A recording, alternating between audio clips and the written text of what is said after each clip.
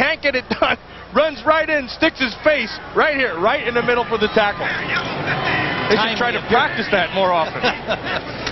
First down, Redskins. Oh! Brooks met at the line, straightened up and thrown back. Whoa, Seth Joyner, hello. Reggie, I mean, he just drilled him. Now there's a guy who understands how to play with pain. Seth Joyner has been nicked all year, ankles, knee, shoulder, everything's been bothering him. In fact, this week he thought he was questioned himself whether he was even going to play this week, but there was no doubt in my mind, no doubt in Richie Kotite's mind. Seth Joyner's a tough guy, and he shows up to play on Sundays. Like Gouveia, he's got 2 sore ankles. Second down and 9. Protection for Gannon. Now he steps out of the pocket.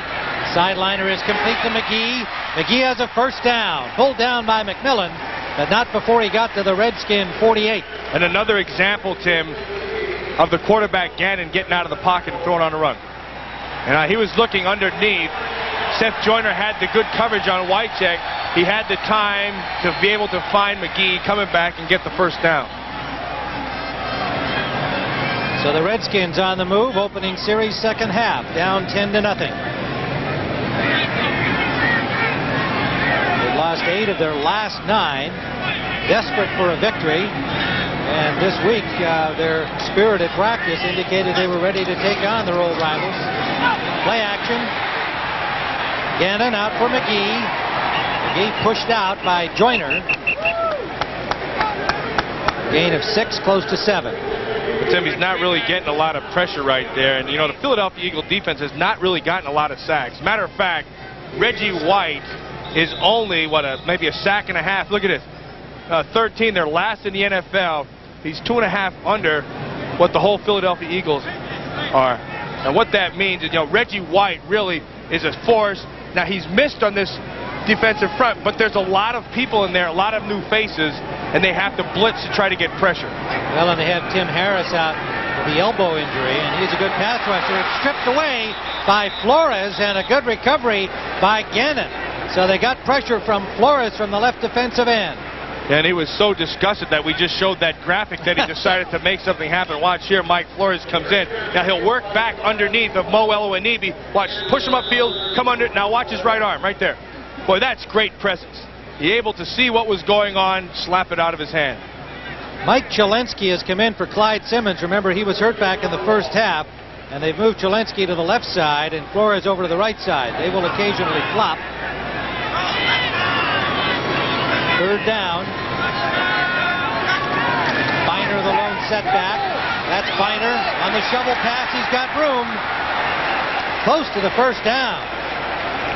Boy, they went with the blitz, and a very good call by Rod Dowhauer. Now it sets up fourth down, decision time, and it looks like they're going to go for it. I don't see Reggie Roby going on the field. In fact, he's stepping off the field. 15 yards on the gain. It'll be fourth down and about 2. 45-yard line of the Eagles. McGee, Sanders, and Monk come on. So the Redskins trailing 10-0 will go for it, but timeout is called by Washington. Well, in the center of your screen right here, that's offensive coordinator Rod Dowhauer. And when Joe Gibbs left, what he did was he turned what Richie Pettibone did was turn the offense right over to Rod Dowhauer, and it's been his baby. And today, what we've seen has been some really, really gutsy calls to him. And they're going to have another one here. This is going to be the 14th time this season that they've gone for it on fourth down. Successful 5 times, failing earlier in the first half. It led to the Eagles' touchdown. 4th and 2, Eagles 45.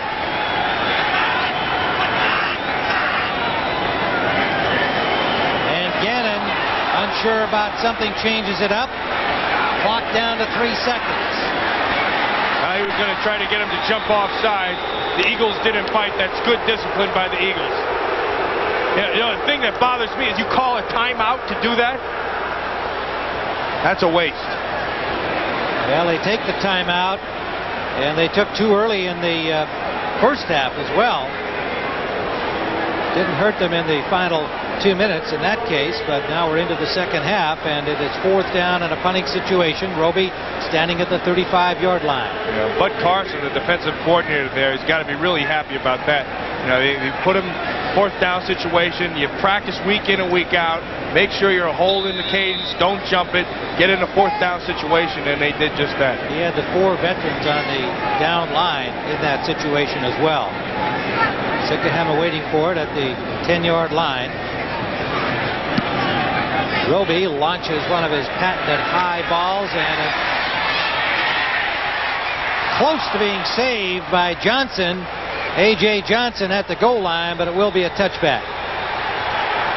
49-yard punt.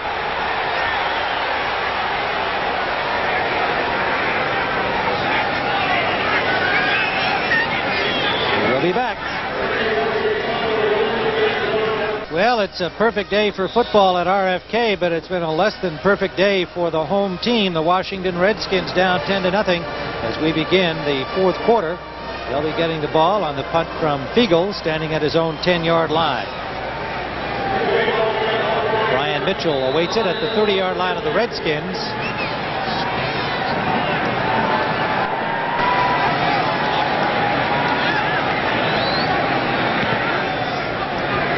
Fiegel's punt. Mitchell from the 25, and he is dropped immediately by Otis Smith. 49-yard punt. Looked like they might have had a little reverse on Matt. What they were going to do is take Mitchell and throw it back to Darrell Green and allow Green to go up the sideline. Meanwhile, there was a flag back at the line of scrimmage. May have been somebody downfield prematurely by the Eagles. They're talking to Darrell Green, and he is indicating to the sideline the penalty is against Philadelphia. Let me tell you something about Darrell Green. Whenever you can get him involved in the kicking game, something's going to happen. Ineligible downfield. Prior to the kick, number 33, 5-yard penalty, still 4th down. That's Frizzell leaving a bit early. And we note on that last kick that the Eagles did not have Walker on the field. I guess he's doing enough offensively. They'll give him the day off. Yeah, they gave him a blow, but just after he caught his breath, they put him right back in at the up-back position. So he's out there again. Frizzell was the man downfield too soon. He's one of the outside men. And there's Herschel in his spot. Diving try at the block and a short punt. Mitchell at the 46-yard line of Washington. Well, Lamont Hollingquist, 96, forced the punt, and what the Washington Redskins just did there was gain themselves almost 20 yards in field position, Tim. Now let's see if the Redskins can do anything with it. They've not been able to capitalize on anything in this game so far. Herschel Walker has been the offensive star of the game. Well, you're going to see, he's had 8 catches today. Get 9 carries for 45 yards rushing, but the biggest play that he's made was the tackle on special teams to prevent the touchdown on the punt return. Screen for Reggie Brooks. He's got blockers. Tim, you said he had blockers, but I'll tell you what, they didn't do anything. No, and Andre Waters just came in right behind them, made the hit, and then got help from Mark McMillan.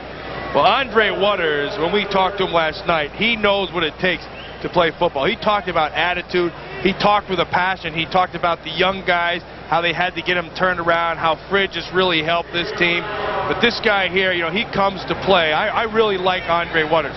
He got a rap about being a dirty player, but he plays tough, and I like that. 2nd and a yard for the Redskins. Reggie Brooks, and Brooks should have the first down. Eagles knifing underneath to stop him, but it looks like he got to the marker, Clyde Simmons, making the tackle. Brooks so far has not been a factor offensively, just 26 yards on 8 carries. He does get the first down. Funny thing about Reggie Brooks, when I watch him, what I really notice is that I think he's a better inside runner than outside runner. And that's kind of interesting. And the Eagles felt like they reminded him very much of Morris from New York, Joe Morris. Yeah, he's kind of built like Joe Morris. He does have a similar running style.